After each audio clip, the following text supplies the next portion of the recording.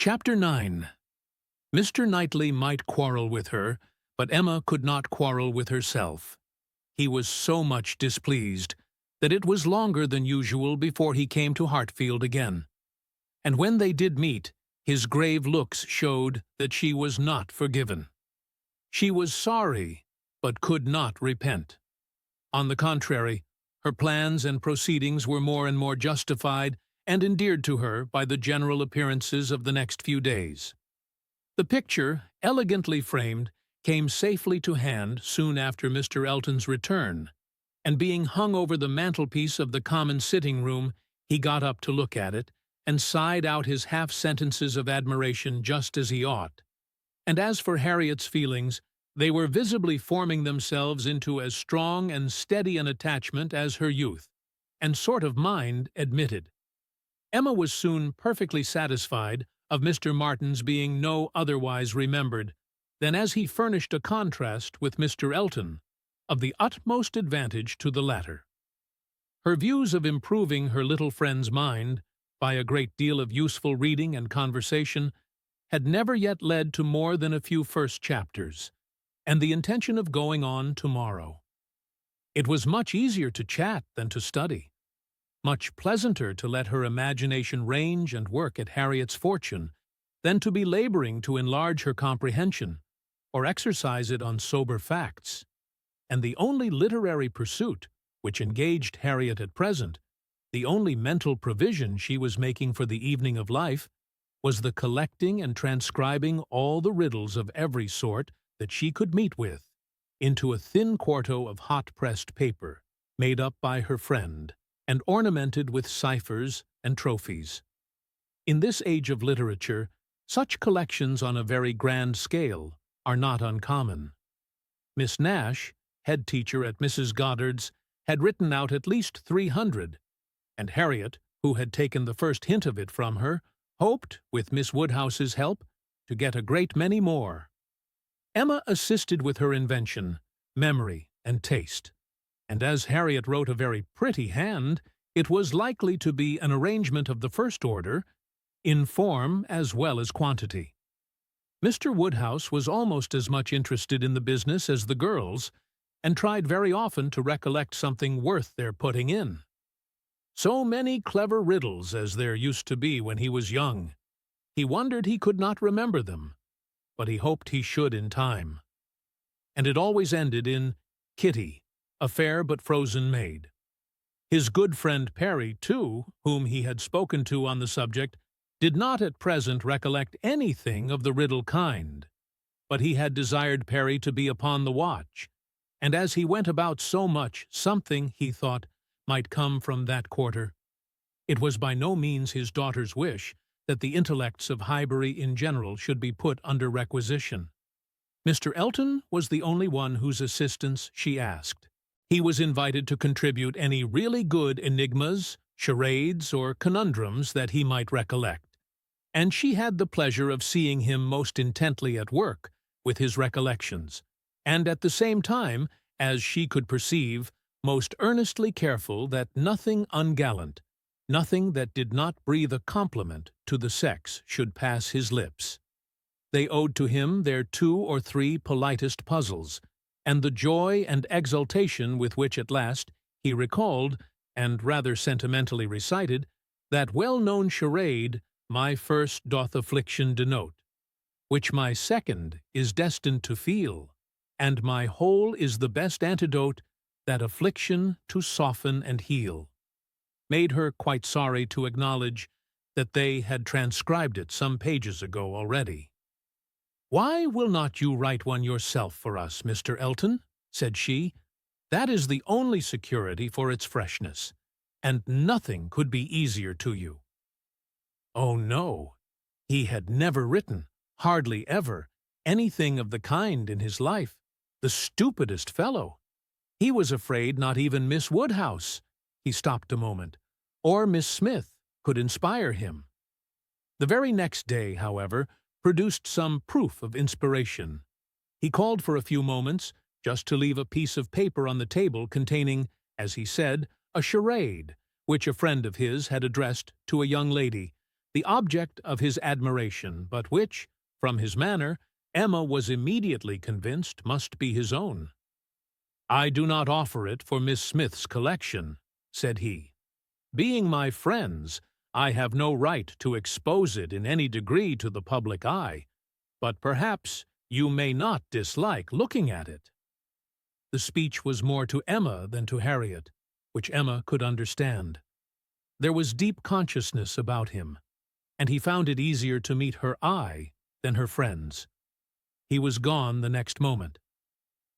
After another moment's pause, "Take it," said Emma, smiling, and pushing the paper towards Harriet. "It is for you. Take your own." But Harriet was in a tremor and could not touch it, and Emma, never loth to be first, was obliged to examine it herself. "To Miss Charade. My first displays the wealth and pomp of kings, lords of the earth, their luxury and ease. Another view of man, my second brings, behold him there, the monarch of the seas. But united, what reverse we have! Man's boasted power and freedom, all are flown.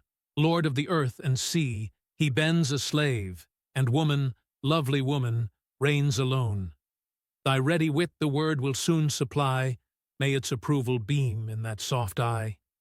She cast her eye over it, pondered, caught the meaning, read it through again to be quite certain, and quite mistress of the lines, and then passing it to Harriet, sat happily smiling and saying to herself, while Harriet was puzzling over the paper in all the confusion of hope and dullness, "Very well, Mr. Elton, very well indeed. I have read worse charades. Courtship, a very good hint. I give you credit for it. This is feeling your way. This is saying very plainly, pray, Miss Smith, give me leave to pay my addresses to you. Approve my charade and my intentions in the same glance. May its approval beam in that soft eye. Harriet exactly. Soft is the very word for her eye. Of all epithets, the justice that could be given. Thy ready wit, the word will soon supply. Humph, Harriet's ready wit, all the better. A man must be very much in love indeed to describe her so. Ah, Mr. Knightley, I wish you had the benefit of this. I think this would convince you. For once in your life, you would be obliged to own yourself mistaken. An excellent charade indeed, and very much to the purpose. Things must come to a crisis soon now. She was obliged to break off from these very pleasant observations, which were otherwise of a sort to run into great length, by the eagerness of Harriet's wondering questions. "What can it be, Miss Woodhouse? What can it be? I have not an idea. I cannot guess it in the least. What can it possibly be? Do try to find it out, Miss Woodhouse. Do help me. I never saw anything so hard. Is it kingdom? I wonder who the friend was, and who could be the young lady. Do you think it is a good one? Can it be woman? And woman, lovely woman, reigns alone. Can it be Neptune? Behold him there, the monarch of the seas.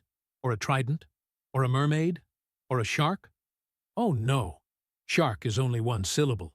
It must be very clever, or he would not have brought it. Oh, Miss Woodhouse, do you think we shall ever find it out? Mermaids and sharks? Nonsense.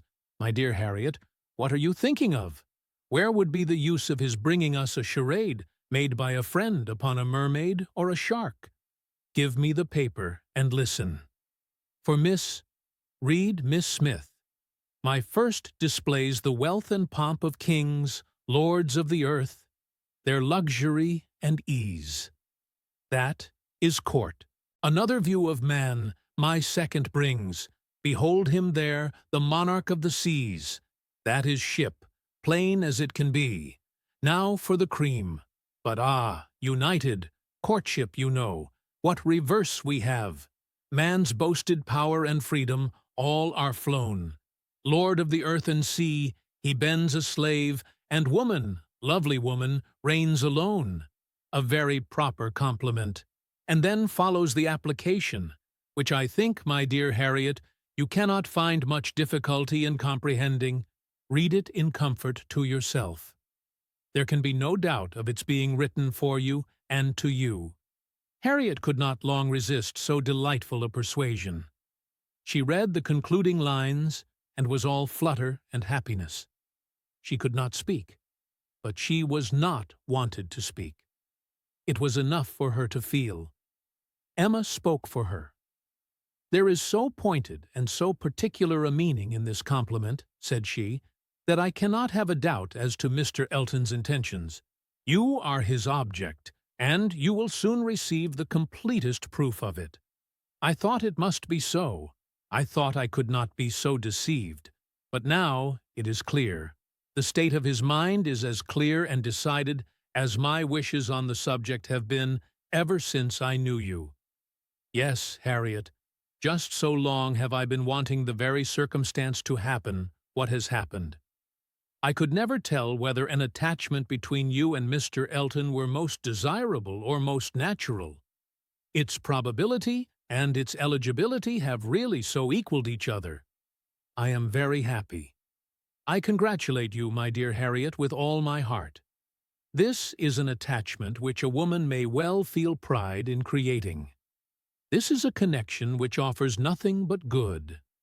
It will give you everything that you want: consideration, independence, a proper home. It will fix you in the center of all your real friends, close to Hartfield and to me, and confirm our intimacy forever.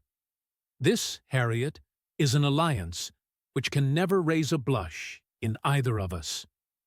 Dear Miss Woodhouse, and Dear Miss Woodhouse, was all that Harriet, with many tender embraces, could articulate at first.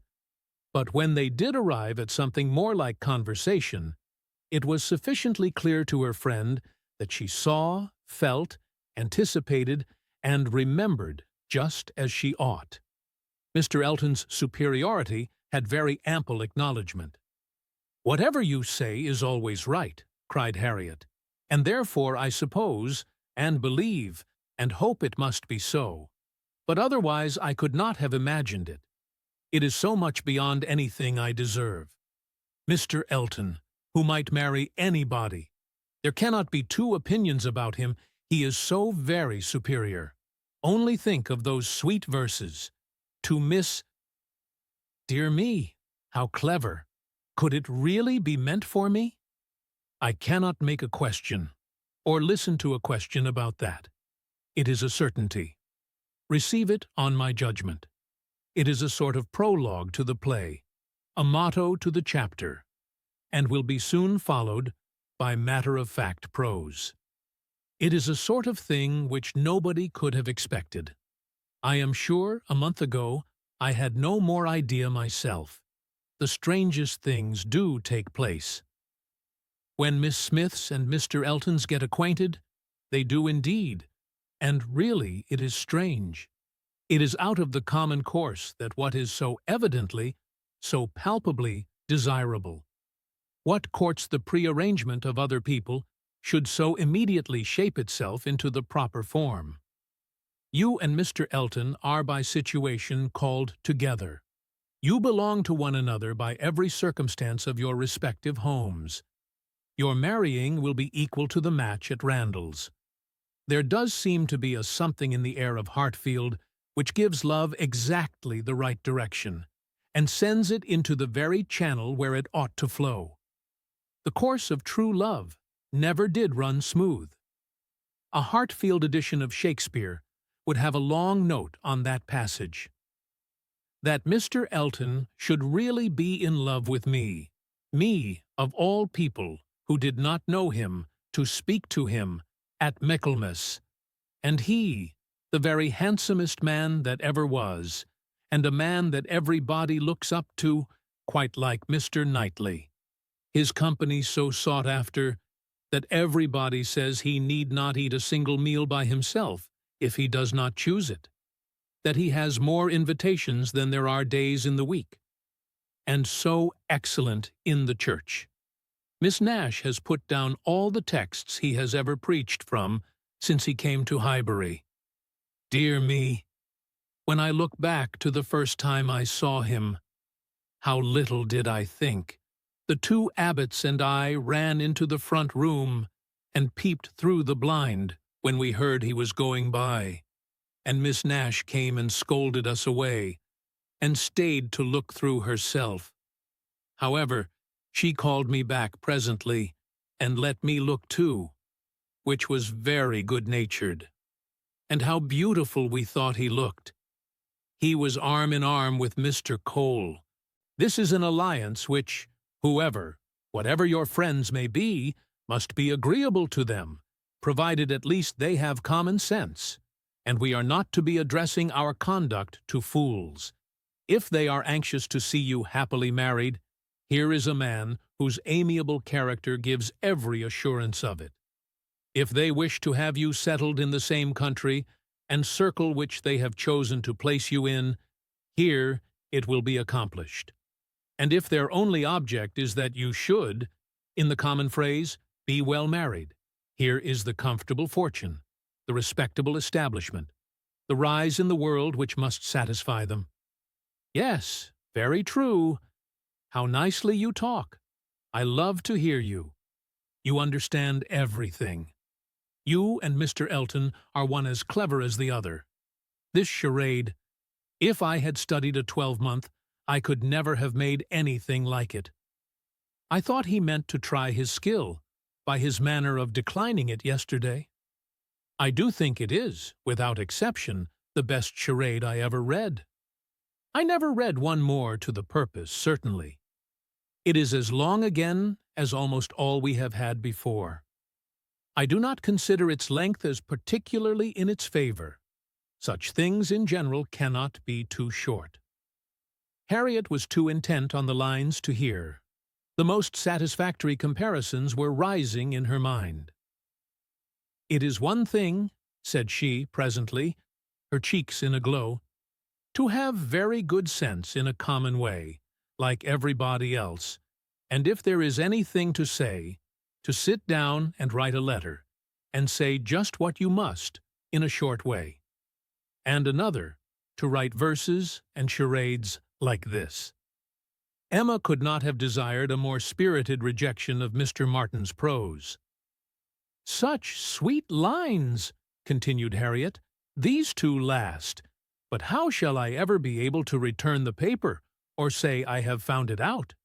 Oh, Miss Woodhouse, what can we do about that?" "Leave it to me. You do nothing. He will be here this evening, I dare say, and then I will give it him back, and some nonsense or other will pass between us, and you shall not be committed. Your soft eyes shall choose their own time for beaming. Trust to me. Oh, Miss Woodhouse, what a pity that I must not write this beautiful charade into my book. I am sure I have not got one half so good. Leave out the two last lines, and there is no reason why you should not write it into your book. Oh, but those two lines are the best of all. Granted, for private enjoyment, and for private enjoyment keep them. They are not at all the less written, you know, because you divide them. The couplet does not cease to be, nor does its meaning change. But take it away, and all appropriation ceases, and a very pretty gallant charade remains, fit for any collection. Depend upon it, he would not like to have his charade slighted, much better than his passion. A poet in love must be encouraged in both capacities, or neither. Give me the book, I will write it down, and then there can be no possible reflection on you," Harriet submitted, though her mind could hardly separate the parts, so as to feel quite sure that her friend were not writing down a declaration of love. It seemed too precious an offering for any degree of publicity. "I shall never let that book go out of my own hands," said she. "Very well," replied Emma, "a most natural feeling, and the longer it lasts, the better I shall be pleased. But here is my father coming. You will not object to my reading the charade to him. It will be giving him so much pleasure. He loves anything of the sort, and especially anything that pays woman a compliment. He has the tenderest spirit of gallantry towards us all. You must let me read it to him." Harriet looked grave. "My dear Harriet, you must not refine too much upon this charade. You will betray your feelings improperly, if you are too conscious and too quick, and appear to affix more meaning, or even quite all the meaning which may be affixed to it. Do not be overpowered by such a little tribute of admiration. If he had been anxious for secrecy, he would not have left the paper while I was by, but he rather pushed it towards me than towards you. Do not let us be too solemn on the business. He has encouragement enough to proceed, without our sighing out our souls over this charade. Oh, no. I hope I shall not be ridiculous about it. Do as you please." Mr. Woodhouse came in, and very soon led to the subject again, by the recurrence of his very frequent inquiry of, "Well, my dears, how does your book go on? Have you got anything fresh?" "Yes, Papa, we have something to read you, something quite fresh. A piece of paper was found on the table this morning, dropped, we suppose, by a fairy, containing a very pretty charade, and we have just copied it in." She read it to him, just as he liked to have anything read, slowly and distinctly, and 2 or 3 times over, with explanations of every part as she proceeded.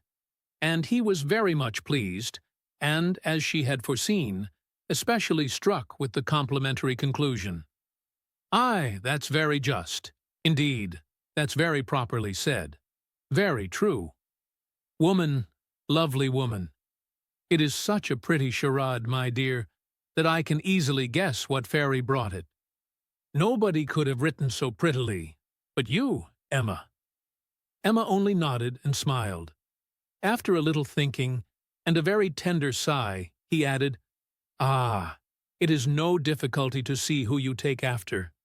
Your dear mother was so clever at all those things, if I had but her memory. But I can remember nothing. Not even that particular riddle which you have heard me mention. I can only recollect the first stanza. And there are several. Kitty, a fair but frozen maid, kindled a flame I yet deplore. The hoodwinked boy I called to aid, though of his near approach afraid, so fatal to my suit before. And that is all that I can recollect of it, but it is very clever all the way through. But I think, my dear, you said you had got it." "Yes, Papa, it is written out in our second page. We copied it from the elegant extracts. It was Garrick's, you know." "Aye, very true. I wish I could recollect more of it. Kitty, a fair but frozen maid. The name makes me think of poor Isabella, for she was very near being christened Catherine after her grandmamma. I hope we shall have her here next week. Have you thought, my dear, where you shall put her, and what room there will be for the children?" "Oh, yes, she will have her own room, of course, the room she always has, and there is the nursery for the children, just as usual, you know. Why should there be any change?" "I do not know, my dear, but it is so long since she was here. Not since last Easter, and then only for a few days. Mr. John Knightley's being a lawyer is very inconvenient. Poor Isabella, she is sadly taken away from us all. And how sorry she will be when she comes, not to see Miss Taylor here. She will not be surprised, Papa, at least." "I do not know, my dear. I am sure I was very much surprised when I first heard she was going to be married. We must ask Mr. and Mrs. Weston to dine with us while Isabella is here." "Yes, my dear, if there is time, but," in a very depressed tone, "she is coming for only 1 week. There will not be time for anything. It is unfortunate that they cannot stay longer, but it seems a case of necessity. Mr. John Knightley must be in town again on the 28th, and we ought to be thankful, Papa, that we are to have the whole of the time they can give to the country. that 2 or 3 days are not to be taken out for the Abbey. Mr. Knightley promises to give up his claim this Christmas, though you know it is longer since they were with him than with us. It would be very hard indeed, my dear, if poor Isabella were to be anywhere but at Hartfield. Mr. Woodhouse could never allow for Mr. Knightley's claims on his brother, or anybody's claims on Isabella, except his own. He sat musing a little while, and then said, "But I do not see why poor Isabella should be obliged to go back so soon, though he does. I think, Emma, I shall try and persuade her to stay longer with us. She and the children might stay very well." "Ah, Papa, that is what you never have been able to accomplish, and I do not think you ever will. Isabella cannot bear to stay behind her husband." This was too true for contradiction. Unwelcome as it was, Mr. Woodhouse could only give a submissive sigh. And as Emma saw his spirits affected by the idea of his daughter's attachment to her husband, she immediately led to such a branch of the subject as must raise them. "Harriet must give us as much of her company as she can while my brother and sister are here. I am sure she will be pleased with the children. We are very proud of the children, are not we, Papa? I wonder which she will think the handsomest, Henry or John. I wonder which she will. Poor little dears, how glad they will be to come. They are very fond of being at Hartfield, Harriet." "I dare say they are, sir. I am sure I do not know who is not. Henry is a fine boy, but John is very like his mamma. Henry is the eldest. He was named after me, not after his father. John, the second, is named after his father.